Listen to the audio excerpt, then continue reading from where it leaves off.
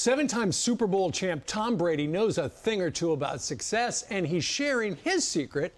Stop blaming everybody else. It's great. He says, quote, "Today the world wants to blame and shame and guilt and fear everything all the time. We would never teach our kids that. We would never say, this is how you're going to get through life the best. You're going to blame everyone when things don't go right. It's not how to live a joyful life." Barstool Sports founder Dave Portnoy is here to react. You love Tom Brady, but do you love him more after that statement, Dave?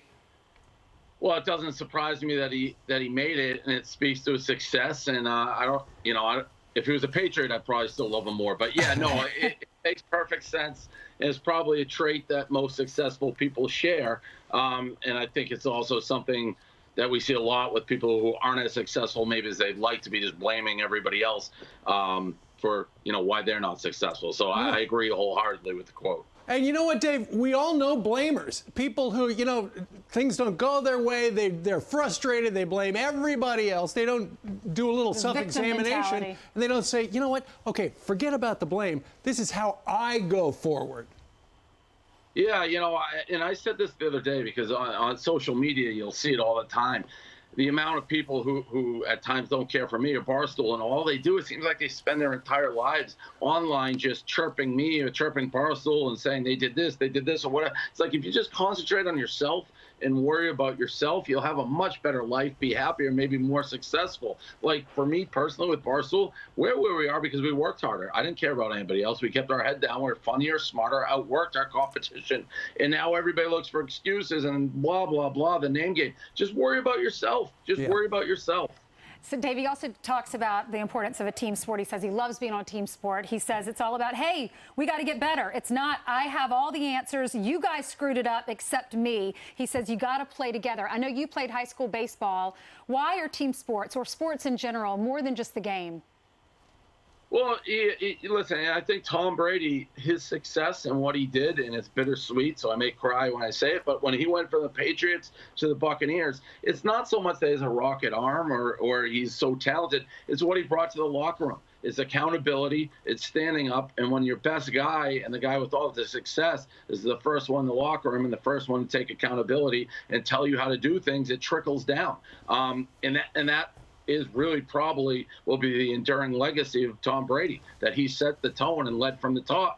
And as a team, that's how you win. You need your leaders to be the guys who work the hardest and set the tone. Yeah, he was the sixth choice at Michigan. He was sixth on the depth chart, quarterback. One of the guys in front of him was the coach's son. He looked pretty bleak. He changed his mindset, had a few breaks, ends up getting drafted, and we know the history. Dave, for you in particular, you took a big risk starting Barstool. I believe you won by trying.